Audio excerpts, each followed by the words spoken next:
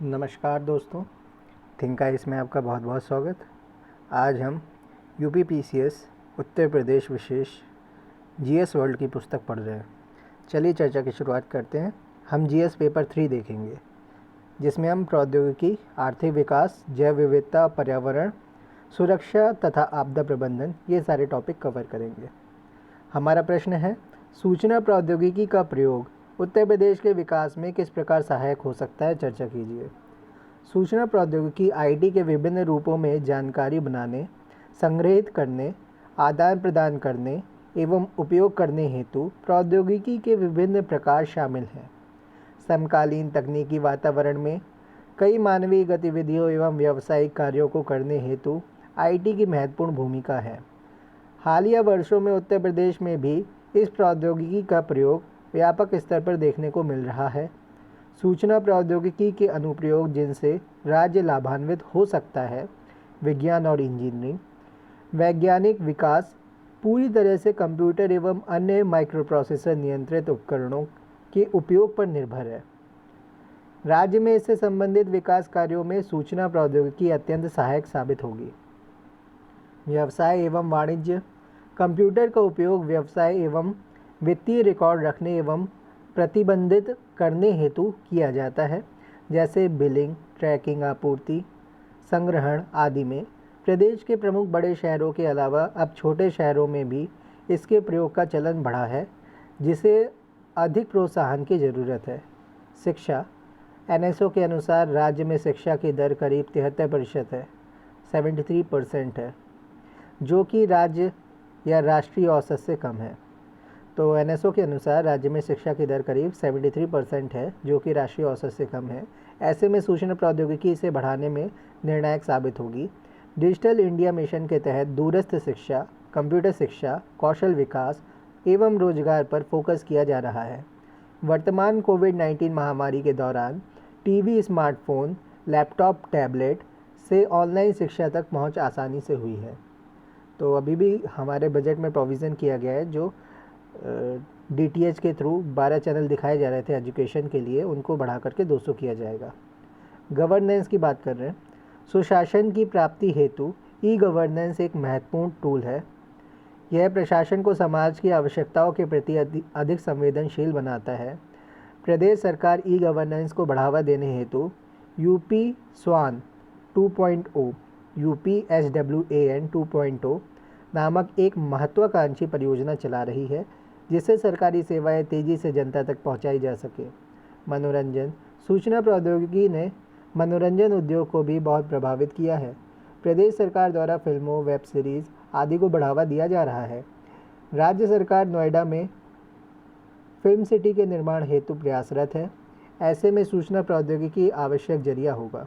हालांकि राज्य में आईटी का लाभ उठाने के लिए, इंफॉर्मेशन टेक्नोलॉजी का लाभ उठाने के लिए कई समस्याओं से निपटना भी होगा, जैसे कि आधारभूत संरचना का अभाव, इंफ्रास्ट्रक्चर की जो कमी है उसको अच्छा करना पड़ेगा।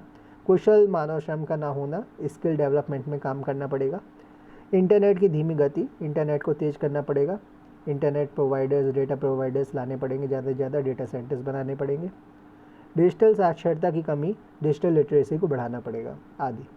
उपर्युक्त चुनौतियों का समाधान करके प्रदेश में विकास की गति को बढ़ाया जा सकता है, जिससे डिजिटल इंडिया और राज्य सरकार के महत्वाकांक्षी $1 ट्रिलियन इकॉनमी के लक्ष्य की प्राप्ति सुनिश्चित होगी। उत्तर प्रदेश सरकार द्वारा 2022 तक किसानों की आय दोगुनी करने के लिए किए जा रहे पहलों की चर्चा कीजिए। किसान देश की जीवन रेखा है और किसी भी देश का विकास उसके कृषि क्षेत्र के विकास के बिना अधूरा है। इसलिए देश की खाद्य सुरक्षा को सतत आधार प्रदान करने का श्रेय हमारे किसानों को ही जाता है। देश आज न केवल बहुत से कृषि उत्पादों में आत्मनिर्भर व आत्मसंपन्न है, वरन बहुत से उत्पादों का निर्यातक भी है। परंतु इन तथ्यों के साथ एक कटु सत्य यह भी है कि किसान अपने उत्पादों का लाभकारी मूल्य नहीं पाते हैं। अतः सरकार का मानना है कि कृषि क्षेत्र में इस तरह का चहुमुखी विकास किया जाए कि अन्न एवं कृषि उत्पादों के भंडारों के साथ साथ किसान की जेब भी भरे और उनकी आय में भी वृद्धि हो। इसी लक्ष्य को सुनिश्चित करने के लिए केंद्र सरकार ने 2022 तक किसानों की आय दोगुनी करने की रणनीति बनाई है। केंद्र सरकार के लक्ष्य को ध्यान में रखकर उत्तर प्रदेश सरकार द्वारा इस दिशा में की जाने वाली पहले निम्नवत है। 8 सूत्री रणनीति। पहली, खेती के साथ साथ उद्यान, मत्स्य पालन और पशुपालन। मृदा स्वास्थ्य कार्ड के आधार पर खादों के संतुलन उपयोग को बढ़ावा देना। खाद्यान्न उत्पादन बढ़ाने के लिए उत्तर प्रदेश सरकार द्वारा मृदा स्वास्थ्य कार्ड योजना पर विशेष जोर देते हुए वर्ष 2022 तक 1.25 करोड़ मृदा कार्ड बनाने या बनवाने का लक्ष्य रखा गया है। तो 125 करोड़ होगा 1.25 करोड़। तीसरा, कम बारिश वाले क्षेत्रों में सिंचाई सुविधा का विस्तार। कटाई, मढ़ाई, पोस्ट हार्वेस्टिंग के समय होने वाले नुकसानों को रोककर उत्पादन में वृद्धि करना। खाद्य प्रसंस्करण, फूड प्रोसेसिंग के लिए निजी उद्यमियों, प्राइवेट कंपनीज के सहयोग से बुनियादी सुविधाओं का विस्तार करना। किसानों को उनकी कृषि उपज का उचित मूल्य दिलाने के लिए सुलभ विपणन सुविधा का विकास करना। तो विपणन सुविधा मतलब बैंकिंग ट्रांजैक्शन, ये सारी चीज़ें, ट्रेड कॉमर्स अच्छी तरीके से हो सके, तो रोड इंफ्रास्ट्रक्चर अच्छा हो, ट्रेड कॉमर्स के लिए सस्ता ट्रांसपोर्टेशन उन्हें मिल सके और बैंकिंग सुविधा उन्हें अच्छी मिल सके, तो ये सारी चीज़ें उन्हें प्रोवाइड कराना। अधिक से अधिक किसानों को फसल बीमा के दायरे में लाकर उन्हें बीमा सुविधा का लाभ दिलाना।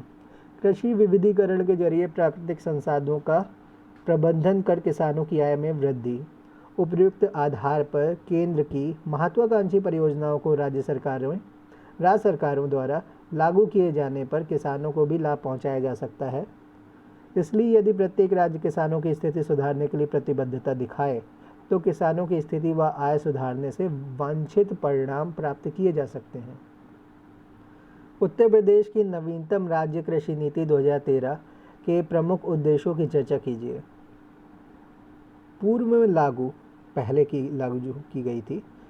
लागू राज्य कृषि नीति 2005 में कृषि क्षेत्र की वृद्धि दर 4% रखी गई थी। कृषि नीति 2005 का क्रियान्वयन 7 मुख्य क्षेत्रों सिंचाई एवं जल प्रबंधन, तो इसमें इरिगेशन एंड वाटर मैनेजमेंट, मृदा स्वास्थ्य सॉइल हेल्थ, उर्वरता फर्टिलिटी, बीज प्रबंधन सीड मैनेजमेंट, विपणन ट्रेड कॉमर्स, शोध उनका बंटवारा मैनेजमेंट, शोध एवं कृषि विविधीकरण जिसे सप्त क्रांति कहा गया पर आधारित थी। 11वीं पंचवर्षीय योजना में कृषि क्षेत्र की नियोजित 4% वृद्धि के सापेक्ष मात्र 3% वृद्धि दर प्राप्त हुई। वर्तमान में राज्य कृषि नीति 2013 लागू है। राज्य कृषि नीति 2013 का लक्ष्य है प्रदेश को देश के खाद्यान्न भंडार के रूप में परिवर्तित कर खाद्य एवं पोषक तत्व सुरक्षा एवं ग्रामीण जीवन में गुणात्मक सुधार कर ग्रामीण जनमानस की बिना पर्यावरणीय क्षरण के आर्थिक वृद्धि एवं खुशहाली को सुनिश्चित करना। राज्य कृषि नीति 2013 में उत्तर प्रदेश सरकार ने निम्नलिखित उद्देश्य रखे। पहला, कृषि क्षेत्र में 5.1% की वृद्धि दर प्राप्त करना। दूसरा, पर्यावरण हितैषी कृषि पद्धति को विकसित एवं बहुप्रचारित कर मृदा स्वास्थ्य में सुधार एवं कृषक परिवार की आय में वृद्धि करना। तीसरा, पारिस्थितिकीय संतुलन को बनाए रखते हुए प्राकृतिक संसाधनों का विकास एवं संरक्षण करना। चौथा, खाद्य एवं पोषण के मुख्य आधार को बनाए रखते हुए कृषि विविधीकरण के माध्यम से उच्च मूल्य वर्धित क्रियाओं द्वारा कृषकों की आय में वृद्धि करना। पांचवा, बीज, उर्वरक, कीटनाशक, कृषि यंत्र, प्रसार सेवाएं, खाद्य प्रसंस्करण एवं विपणन की आधारभूत सुविधाओं के विकास में निजी क्षेत्र को बढ़ावा देना। निम्नलिखित संकेतकों के आधार पर इस नीति की समीक्षा की जा सकती है। पहली, सतत आधार पर कृषि उत्पादन एवं उत्पादकता में वृद्धि। दूसरा, गुणात्मक उत्पादकता में वृद्धि। तीसरा, प्राकृतिक संसाधनों की सतत पारिस्थिति अथवा सुधार। चौथा, मृदा में सूक्ष्म तत्वों की कमी के स्तर में कमी। पाँचवा, सकल एवं शुद्ध सिंचित क्षेत्र में वृद्धि। छठा, फसल सघनता में वृद्धि। सातवां, ग्रामीण क्षेत्रों में नए कृषि उद्योगों एवं विपणन केंद्रों की स्थापना, डिस्ट्रीब्यूशन सेंटर की स्थापना। और आठवां, प्रति व्यक्ति एवं परिवार की आय में वृद्धि। इस प्रकार राज्य कृषि नीति 2013 में उद्देश्यों एवं उनके मूल्यांकन की व्यवस्था की गई है। अगला प्रश्न है, बिना आर्थिक समानता का लक्ष्य प्राप्त किए हुए सामाजिक न्याय का लक्ष्य नहीं प्राप्त किया जा सकता है। इस कथन के आलोक में उत्तर प्रदेश सरकार द्वारा शुरू की गई मुख्यमंत्री युवा स्वरोजगार योजना MYSY कहाँ तक प्रभावी हो सकती है, चर्चा कीजिए। उत्तर प्रदेश भारत का सर्वाधिक जनसंख्या वाला राज्य है तथा 2011 की जनगणना के अनुसार राज्य की जनसंख्या 19 करोड़ से अधिक है, जो लगभग 25 करोड़ पहुंच गई है, और लगभग 60% जनसंख्या 15 से 59 वर्ष की आयु के युवाओं की है। ऐसी स्थिति में उत्तर प्रदेश भारत का सर्वाधिक युवा जनसंख्या वाला राज्य भी है, लेकिन प्रदेश में शिक्षा, स्वास्थ्य, कौशल विकास एवं रोजगार के उचित प्रबंध के अभाव में युवा बेरोजगार का जीवन जीने के लिए मजबूर हैं। नेशनल सैंपल सर्वे के आंकड़ों के अनुसार राज्य की 30% से अधिक जनसंख्या गरीबी रेखा के नीचे है और 1/3 से अधिक महिलाएं व बच्चे कुपोषित हैं। दूसरी तरफ प्रदेश के असमान आर्थिक विकास व क्षेत्रीय विषमता ने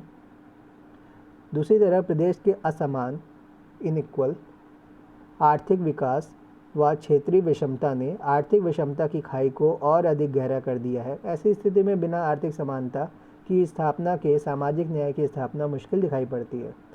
उत्तर प्रदेश सरकार ने इसी चुनौती को गंभीरता से लिया है तथा प्रदेश की जनसंख्या को दक्ष व कौशल युक्त बनाने के लिए तथा बेरोजगारी की समस्या को दूर करने के लिए मुख्यमंत्री युवा स्वरोजगार योजना शुरू की गई है।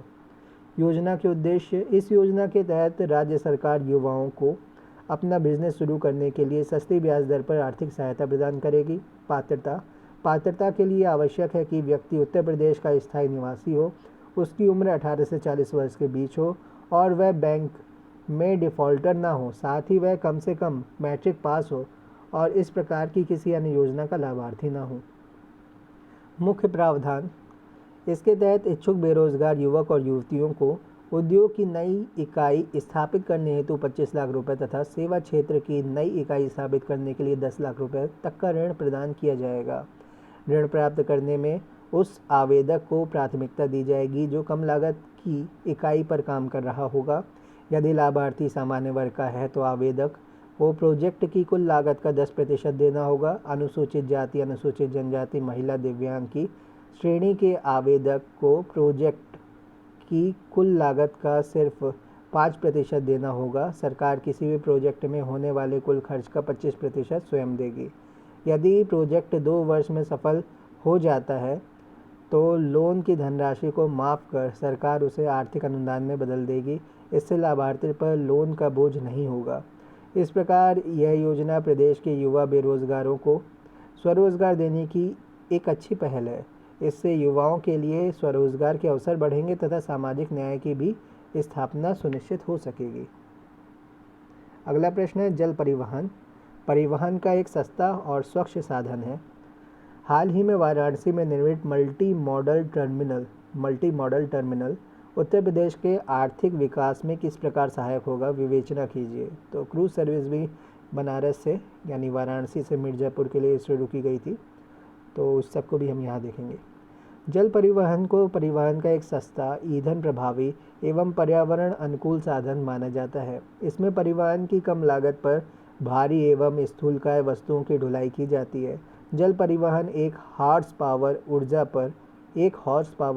पर 4000 किलोग्राम का भार वहन करता है, जो सड़क पर 150 किलोग्राम एवं रेल पर 500 किलोग्राम से काफ़ी ज़्यादा है। आधुनिक जलपोतों में ईंधन के रूप में प्राकृतिक गैस के प्रयोग से कणकीय पदार्थों में 95% एवं CO2 के उत्सर्जन में 25% की कमी संभावित है। जल परिवहन में भूमि अधिग्रहण की न्यूनतम आवश्यकता के कारण पारिस्थितिकी और जैव विविधता पर व कृषि गतिविधियों के साथ साथ लोगों की आजीविका पर भी नगण्य प्रभाव डालता है। वाराणसी में प्रधानमंत्री ने अंतर्देशीय जलमार्ग पर भारत के पहले मल्टी मॉडल टर्मिनल का उद्घाटन किया। इसमें परिवहन के विभिन्न साधनों जैसे सड़क मार्ग, रेल मार्ग, वायु मार्ग का उपयोग किया जाता है। यह उत्तर प्रदेश के आर्थिक विकास में निम्नलिखित तरीके से सहायक सिद्ध होगा। मल्टी मॉडल ट्रांसपोर्ट ऑपरेटर अपने व्यवस्थित लिंक के माध्यम से ट्रांसशिपमेंट स्थलों पर समय की हानि को कम करता है। यह वस्तुओं के अपेक्षाकृत तीव्र पारगमन में सहायक होता है। मल्टी मॉडल टर्मिनल संचालन समन्वय के लिए एक एकल एजेंसी की स्थापना करता है। ये निर्यात की लागत कम करने और अंतर्राष्ट्रीय बाजार में मूल्य निर्धारण के समय उनकी प्रतिस्पर्धी स्थिति सुधारने में सहायता करता है। इससे परिवहन के किसी विशेष प्रकार पर अधिक बोझ को कम करने में सहायता मिलती है। इसके अतिरिक्त इससे ईंधन की बचत होती है और प्रदूषण भी कम होता है। इस मल्टी मॉडल टर्मिनल और प्रस्तावित फ्रीट विलेज रोजगार की परियोजना से 500 प्रत्यक्ष रोजगार और 2000 से अधिक अप्रत्यक्ष रोजगार के अवसर सृजित होने की संभावना है। तो इस मल्टी मॉडल टर्मिनल और प्रस्तावित फ्रेट विलेज, फ्रेट जो होता है फ्रीट कार्गो, ये सारी चीज़ें लेके जाने वाले फ्रीट होता है। तो फ्रीट विलेज रोजगार की परियोजना से 500 प्रत्यक्ष रोजगार और 2000 से अधिक अप्रत्यक्ष रोजगार के अवसर सृजित होने की संभावना है। निष्कर्षतः कहा जा सकता है कि multi modal terminal Uttar Pradesh में यातायात के अवसंरचनात्मक विकास के साथ साथ औद्योगिक विकास एवं रोजगार के अवसर उपलब्ध कराता है, जो प्रदेश के आर्थिक विकास में सहायक सिद्ध होगा। अब बात करते हैं उत्तर प्रदेश के आर्थिक विकास में कृषि के महत्व को रेखांकित कीजिए। उत्तर प्रदेश की अर्थव्यवस्था का मेरुदंड कृषि को माना जाता है, एग्रीकल्चर को माना जाता है। प्रदेश की लगभग सभी औद्योगिक गतिविधियां प्रत्यक्ष या अप्रत्यक्ष रूप से कृषि से जुड़ी हुई हैं। इसलिए प्रदेश की अर्थव्यवस्था में कृषि को सर्वाधिक महत्व प्राप्त है। कृषि क्षेत्र प्रदेश की लगभग 68.9% जनसंख्या की आजीविका का मुख्य साधन है। इसके साथ ही यह प्रदेश का सर्वाधिक रोजगार प्रदाता क्षेत्र भी है। हालांकि प्रदेश में कृषि क्षेत्र निर्वाह मूलक स्वरूप ग्रहण किए हुए है, फिर भी कृषि आधारित उद्योगों जैसे चीनी उद्योग, जूट उद्योग, सूती वस्त्र उद्योग, पटसन उद्योग आदि का व्यापक विकास देखने को मिलता है, जो राज्य की अर्थव्यवस्था में महत्वपूर्ण भूमिका अदा करते हैं। प्रदेश में निर्धनता उन्मूलन की दिशा में कृषि क्षेत्र का विशेष महत्व है, क्योंकि गरीबी का अधिकांश सांद्रण ग्रामीण क्षेत्रों में ही देखने को मिलता है और कृषि ग्रामीण अर्थव्यवस्था का मुख्य आधार है। उत्तर प्रदेश चीनी, चावल, आलू, गेहूँ जैसी खाद्यान्न फसलों के उत्पादन में देश में अग्रणी प्रदेश है। तो चीनी में पहले नंबर पे है, चावल पे दूसरे नंबर पे है, आलू पे पहले नंबर पे है, गेहूँ पे पहले नंबर पे है। फलतः कृषि न केवल राज्य अर्थव्यवस्था का मुख्य आधार है, अपितु प्रदेश के राजस्व का मुख्य स्रोत भी है। उत्तर प्रदेश में न केवल खाद्यान्न उत्पादन अपितु व्यावसायिक फसलों, बागवानी व पशुपालन जैसे क्षेत्रों का भी पर्याप्त विकास हुआ है। ये सभी क्षेत्र विभिन्न रूपों में प्रदेश की आर्थिक गतिविधियों में अहम भूमिका अदा करते हैं।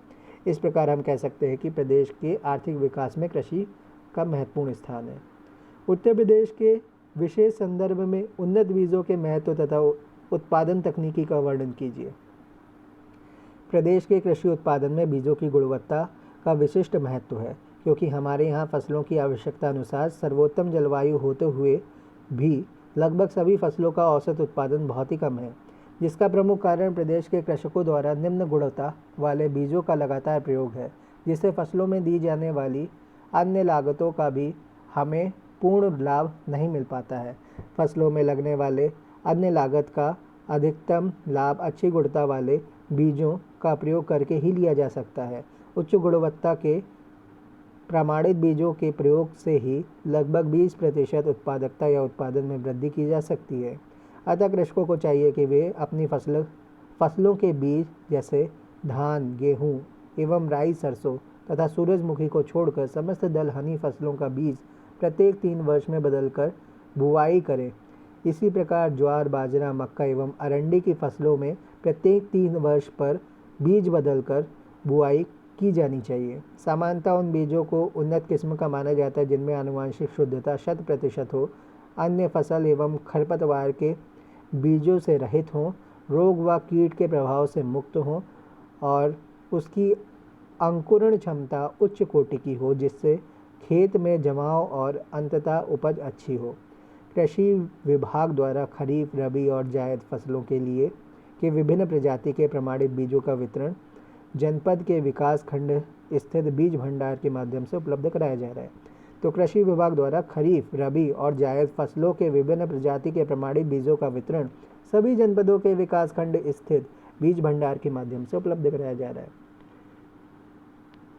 इन उन्नतिशील प्रजातियों के उच्च गुणवत्ता युक्त बीजों का टिकाऊ कृषि उत्पादन में उच्च स्थान है।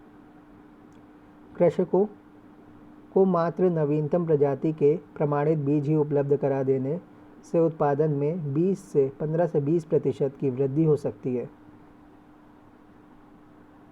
प्रदेश में गेहूं, धान एवं अन्य फसलों की प्रतिस्थापना दर क्रमशः 30-25, 30 किसकी, गेहूं की, 25 किसकी है, धान की, और 5 से 8% अन्य फसलों की है, लगभग है। और जबकि संकर बीजों के प्रयोग से 15 से 20% तक अधिक उपज प्राप्त होती है। बीजों की गुणवत्ता को वांछित स्तर पर सुनिश्चित करने के लिए बीज प्रमाणीकरण का प्रावधान है। जनक बीजों का प्रमाणीकरण गठित समिति द्वारा किया जाता है, जबकि आधारी एवं प्रमाणिता बीजों का प्रमाणीकरण का उत्तरदायित्व प्रदेश की बीज प्रमाणीकरण संस्था का है। इस प्रकार कृषि को लाभदायक व्यवसाय बनाने तथा कृषकों की आय को बढ़ाने में उत्तम किस्म के बीजों का प्रयोग बहुत सहायक हो सकता है। सिंचाई के लिए मानसून पर निर्भरता उत्तर प्रदेश सहित पूरे देश की गंभीर समस्या है। ऐसे में प्रदेश में प्रचलित सिंचाई के प्रमुख साधनों एवं समस्या समाधान के उपायों की चर्चा कीजिए। उत्तर का सार, भूमिका देख लेते हैं। भारत की मानसून पर निर्भरता क्यों है, स्पष्ट कीजिए। मुख्य भाग में देखेंगे सिंचाई के प्रमुख साधन क्या हैं। 70% से अधिक नलकूपों द्वारा होती है, फिर नहरों द्वारा, फिर नदियों, फिर कुओं, फिर तालाबों द्वारा। समस्या के समाधान के उपाय देखते हैं। मानसून का सटीक अनुमान अगर हो जाता है तो बहुत अच्छा है, हमें सिंचाई में मदद मिलेगी, हमें उपज में मदद मिलेगी, ज़्यादा से ज़्यादा उपज होगी। प्रमुख कार्यक्रम अटल भू जल संरक्षण मिशन, सूक्ष्म सिंचाई, प्रति बूंद अधिक फसल, कृषि सिंचाई योजना, नदियों नहरों की सफाई, तालाबों का निर्माण, वाटर रिचार्ज पिट्स, गड्ढे, जल और भू जल संरक्षण, जन जागरूकता। निष्कर्ष, भारत सरकार, राज्य सरकार व विभिन्न भागीदारी से समाधान निकाला जाएगा। सिंचाई के लिए मानसून पर निर्भरता उत्तर प्रदेश सहित पूरे देश की गंभीर समस्या है। आज़ादी के 73 वर्षों के बाद भी भारत की 50% से अधिक कृषि भूमि सिंचाई के लिए मानसून पर निर्भर है। एक तरफ जहां अत्यधिक भूजल के दोहन से भूजल स्तर निरंतर नीचे गिरता जा रहा है, वहीं दूसरी तरफ जलवायु परिवर्तन के कारण मानसून की अनिश्चितता में भी वृद्धि हुई है। ऐसे में कृषि के लिए सिंचाई एवं पेयजल की उपलब्धता सभी के लिए सुनिश्चित करना एक गंभीर समस्या बनती जा रही है। उत्तर प्रदेश भी एक कृषि प्रधान राज्य है तथा कृषि प्रदेश की अर्थव्यवस्था की रीढ़ एवं आजीविका का प्रमुख साधन है। मानसून पर निर्भरता के अलावा प्रदेश में सिंचाई के लिए निम्नलिखित साधनों का उपयोग किया जा रहा है। पहला, प्रदेश में मैदानी भागों में सर्वाधिक सिंचाई करीब 70% से अधिक नलकूपों द्वारा की जाती है। प्रदेश में नलकूपों की सर्वाधिक गहनता पश्चिमी उत्तर प्रदेश में पाई जाती है। नलकूप के बाद नहरें प्रदेश में सिंचाई का दूसरा सबसे बड़ा साधन है। प्रदेश में सर्वाधिक नहरें पश्चिमी उत्तर प्रदेश में पाई जाती हैं और इसी क्षेत्र में नहरों द्वारा सर्वाधिक सिंचाई भी होती है। नहरों द्वारा सिंचाई मुख्यतः प्रदेश के मैदानी क्षेत्रों में की जाती है। पूर्वी यमुना नहर, ऊपरी गंगा नहर, निचली गंगा नहर, आगरा नहर, शारदा नहर, गंडक नहर प्रदेश की प्रसिद्ध नहरें हैं। नदियाँ भी प्रदेश की सिंचाई व्यवस्था की महत्वपूर्ण साधन है। इसके तहत विभिन्न नदियों पर बांध एवं बैराज बनाकर बिजली उत्पादन के साथ साथ सिंचाई का कार्य भी किया जा रहा है। प्रदेश में कुओं के माध्यम से भी मध्य गंगा घाटी में सिंचाई की जाती है। मैदानी क्षेत्र में अतिरिक्त प्रदेश के पठारी क्षेत्र अर्थात बुंदेलखंड तथा विंध्याचल क्षेत्र में पथरीली ज़मीन के कारण नहरें खोदना एवं नलकूपों की स्थापना करना मुश्किल है। ऐसे में इन क्षेत्रों में सिंचाई के लिए पाताल तोड़ कूप, गहरे नलकूप, चेक डैम एवं तालाब इत्यादि बना करके सिंचाई का कार्य किया जाता है। भारत सरकार उत्तर प्रदेश सरकार के साथ मिलकर मानसून की अनिश्चितता एवं सिंचाई तथा सभी को स्वच्छ पेयजल की उपलब्धता सुनिश्चित करने के लिए कई स्तरों पर कार्य कर रही है। तो जल शक्ति मिनिस्ट्री भी इसमें काम कर रही है, जिसका बजट 60,000 करोड़ लाया गया है। एक तरफ सरकार जहां मानसून का सटीक अनुमान लगाने के लिए प्रौद्योगिकी विकास पर बल दे रही है, तो दूसरी तरफ जल शक्ति मंत्रालय जो हर घर पेयजल की सुविधा प्रोवाइड कराने के लिए प्रतिसर है, तो वो 60,000 करोड़ का बजट लेके आई है कि हर घर तक पेयजल मिले, नल से जल मिले। अटल भूजल संरक्षण मिशन, प्रधानमंत्री कृषि सिंचाई योजना, सूक्ष्म सिंचाई, प्रति बूंद अधिक फसल, वृक्षारोपण को बढ़ावा, नदियों की सफाई, मनरेगा के माध्यम से ग्रामीण क्षेत्रों में तालाबों के निर्माण तथा घरों में वाटर रिचार्ज पिट्स, गड्ढे के निर्माण के माध्यम से जल संरक्षण एवं भूजल संभरण का कार्य कर रही है। इसके अतिरिक्त सरकार जल संरक्षण को बढ़ावा देने के लिए लोगों को जागरूक करने एवं राष्ट्रीय जलवायु कार्य योजना के माध्यम से सतत विकास पर बल दे रही है। इस प्रकार मानसून की अनिश्चितता एवं सिंचाई की समस्या से निपटने के लिए भारत सरकार उत्तर प्रदेश सरकार सहित विभिन्न भागीदारों के साथ मिलकर कार्य कर रही है। उत्तर प्रदेश में कृषि क्षेत्र की प्रमुख समस्याओं की चर्चा करते हुए सरकार द्वारा उठाए गए कदमों का उल्लेख कीजिए। उत्तर का सार, भूमिका। उत्तर प्रदेश में कृषि की स्थिति एवं महत्व। मुख्य भाग, कृषि की समस्याएं, जोतों का छोटा आकार, सिंचाई की समस्या, उर्वरक एवं उन्नत बीजों का अभाव, मृदा क्षरण, मशीनीकरण एवं आधुनिकीकरण का अभाव, भंडारण एवं विपणन की समस्या, स्टोरेज और डिस्ट्रीब्यूशन की, परिवहन की बाधा, ट्रांसपोर्टेशन में दिक्कतें और सही मूल्य नहीं मिल पाता। उठाए गए कदम, नई कृषि नीति 2013, कृषि पार्क, किसान वृद्धावस्था पेंशन योजना, किसान क्रेडिट कार्ड योजना, क्रेडिट कार्ड, राष्ट्रीय कृषि व मौसम आधारित फसल बीमा योजना, किसान बही योजना, बही खाता वाली, और पीएम किसान सम्मान निधि योजना, जिसमें 6,000 रुपये हर साल मिलते हैं 2,000 रुपये की किस्तों के साथ। फिर योजना निष्कर्ष में देखेंगे, योजना तो है पर प्रभावी क्रियान्वयन का अभाव है। कृषि प्रदेश की अर्थव्यवस्था का मेरुदंड है। यह प्रदेश का सर्वाधिक रोजगार प्रदाता क्षेत्र है। प्रदेश की लगभग 68.9% जनसंख्या अपनी आजीविका हेतु कृषि पर निर्भर है। कृषि प्रदेश की जनता को खाद्यान्न उपलब्ध कराती है। इन सब के बावजूद प्रदेश की कृषि के समक्ष अनेक समस्याएं व्याप्त हैं। कृषि की जोत का आकार छोटा होना, सिंचाई के साधन की पर्याप्त उपलब्धता नहीं होना, उर्वरक एवं उन्नतशील बीजों की उपलब्धता सीमित है, मृदा क्षरण विशेषकर बुंदेलखंड क्षेत्र में, मशीनीकरण एवं आधुनिक यंत्रों का सीमित प्रयोग, भंडारण एवं विपणन की समस्या, परिवहन भी एक बाधा है जिससे हरी सब्जियों का सही मूल्य नहीं मिल पाता है एवं ये बड़े पैमाने पर नष्ट हो जाती है। कृषि उत्पादों को सही मूल्य न मिल पाना। सरकार द्वारा चलाई जा रही प्रमुख योजनाएं, कृषि नीति 2013, इसका उद्देश्य कृषि क्षेत्र में 5.1% की उच्च वृद्धि दर प्राप्त करना है। किसानों को उनके उत्पादों का उचित मूल्य दिलाने के लिए प्रदेश सरकार द्वारा हापुड़, लखनऊ, वाराणसी तथा सहारनपुर में कृषि पार्क की स्थापना, एग्रीकल्चर पार्क बनाया जा रहा है। किसान वृद्धावस्था पेंशन योजना 2 अक्टूबर 2003 से शुरू की गई।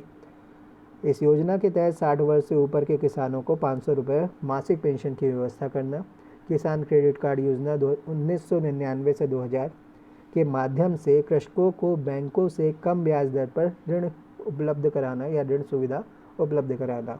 राष्ट्रीय कृषि व मौसम आधारित फसल बीमा योजना, उत्तर प्रदेश बीज विकास निगम, उत्तर प्रदेश राज्य बीज प्रमाणीकरण संस्था, उत्तर प्रदेश भूमि विकास एवं जल संसाधन विकास प्रशिक्षण संस्थान। तो ट्रेनिंग सेंटर्स भी हैं, उत्तर प्रदेश भूमि विकास एवं जन संसाधन विकास प्रशिक्षण संस्थान। 1954 का चकबंदी कार्यक्रम, राष्ट्रीय भू अभिलेख आधुनिकीकरण कार्यक्रम, किसान बही योजना, प्रधानमंत्री किसान सम्मान निधि योजना।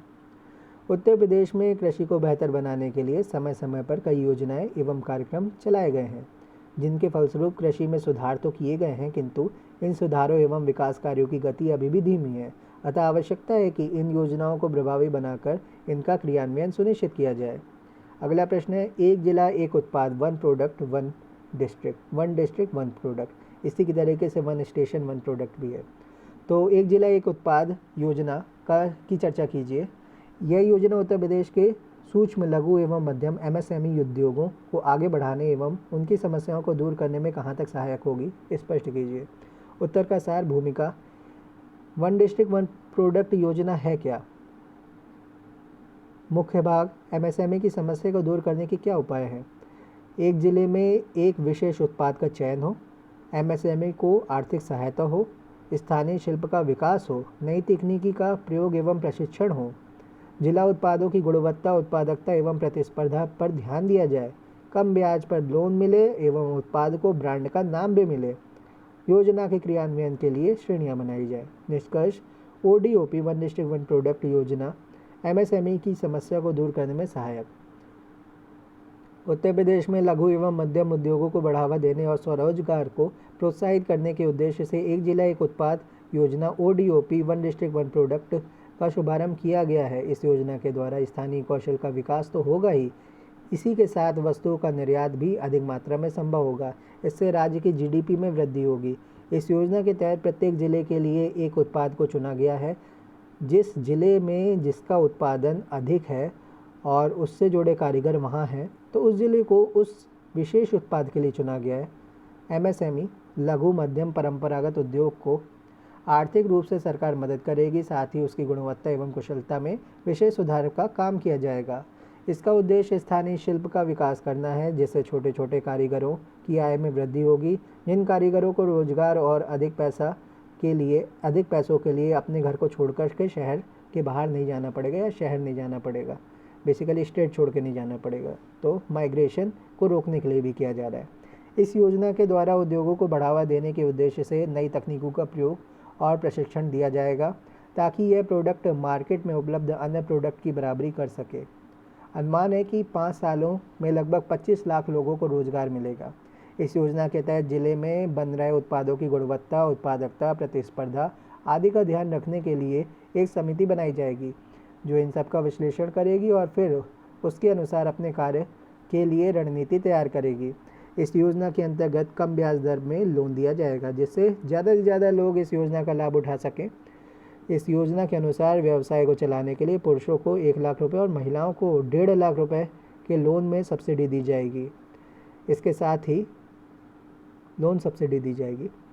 ही इसकी पैकिंग, ब्रांडिंग पर भी काम किया जाएगा एवं हर उत्पाद को ब्रांड का नाम दिया जाएगा। इन उत्पादों को आम लोगों तक पहुंचाने के लिए इसे दूर दूर तक निर्यात किया जाएगा।